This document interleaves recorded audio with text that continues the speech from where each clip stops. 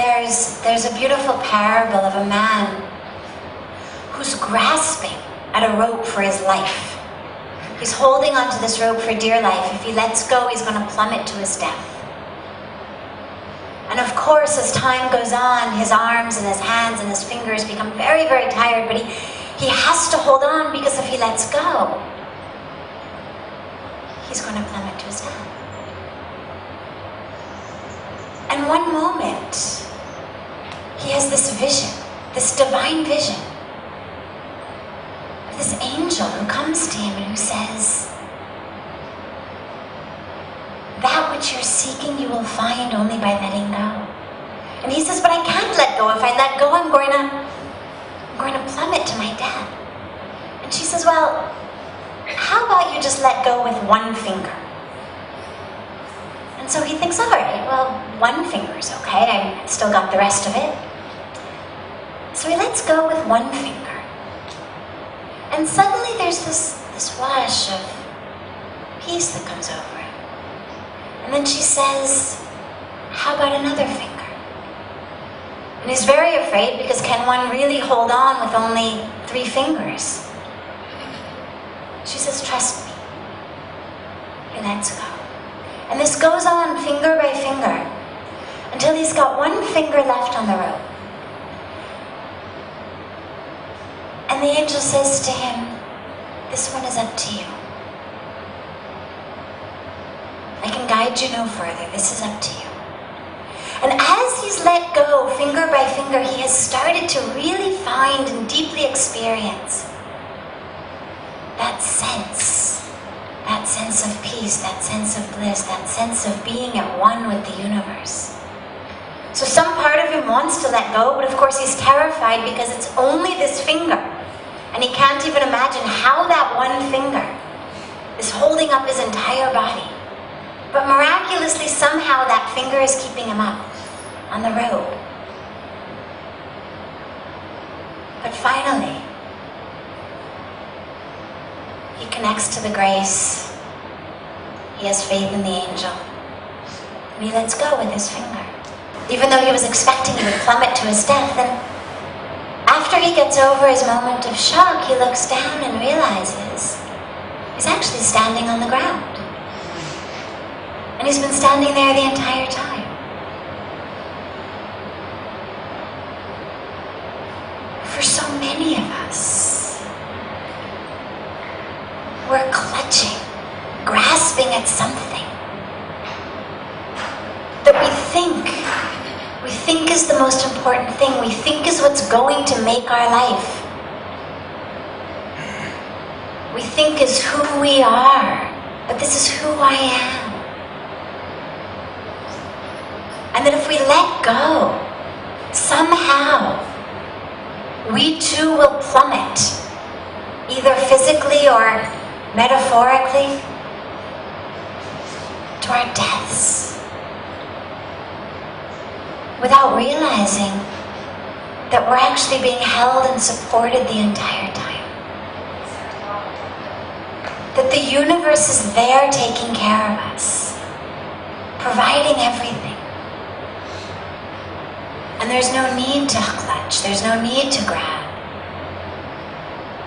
In fact, the grabbing and the clutching is what's ruining our lives. We can't go anywhere, we're like the monkey. I mean, he at least can wobble around, but if we're in one place clutching and grabbing, grasping, we're stuck. And so then we ask ourselves, well, what is it we're grasping? What are we holding on to so tenaciously? And for most of us, it's an idea of how the world should be, how our lives should be, where we should live, what we should look like, how we should spend our time, how we should not spend our time, how people should treat us, how they should speak to us, what our days should look like, what our loved ones should be like. As though somehow the universe were like a vending machine. And it were up to us to just sort of put in our dollar bill and we push a button and whatever we want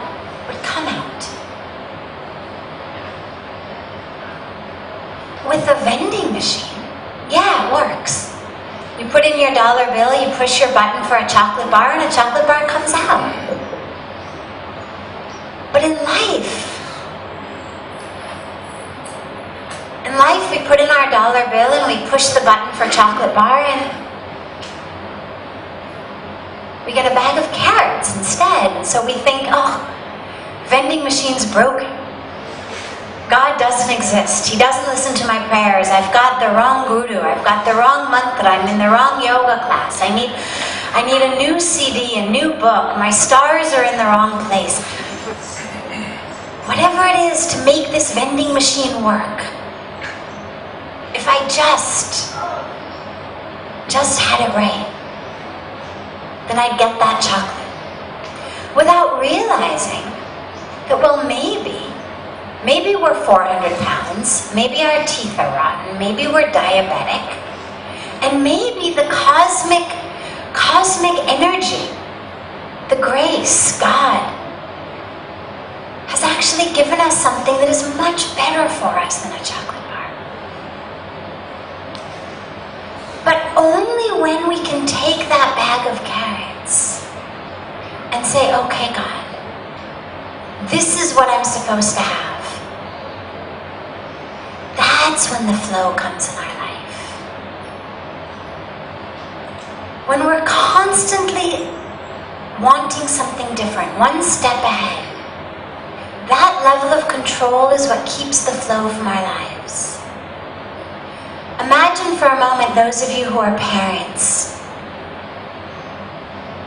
Let's say your child has a piano recital, and she's been practicing for months or years for this piano recital, and she's got it perfect. She comes in for the piano recital, and you're there, and of course you've heard her practice every minute of every day. You know the song note by note. You get into the recital, and she plays magnificently. It's perfect. The audience is dancing, but you can't dance. Why? Because all you can think is what her next note is going to be. You're so worried for her. Remember, sweetheart, remember, in the next stanza, C, not E. It's one octave higher, one octave lower. Remember, sweetheart. In our child's piano recital for an hour, it's okay. It's natural, it's part of life. But when we live our lives like that we're trying to control things, everything, one step ahead. What should come next, how it should be, what it shouldn't be. It's no wonder we can't dance in life. We're always worried about what the next note's going to be. The only way to have that flow in our lives, is to be able to let go and just have faith. And last, the thing for so many of us that we're clutching with this control is our own egos, our own stories, who we think we are, what we think it's all about, what we think it should be. And that's what clogs us up. A heart attack is caused because, not that there's not enough blood, there's plenty of blood, but a heart attack is caused because our arteries get clogged with cholesterol, so the blood can't flow. And in our lives, it's not about bringing grace, bringing the music, bringing the flow. That's all there. It's about unclogging the arteries of our life. Letting go of that which is clogging them up. So that we don't have a spiritual heart attack.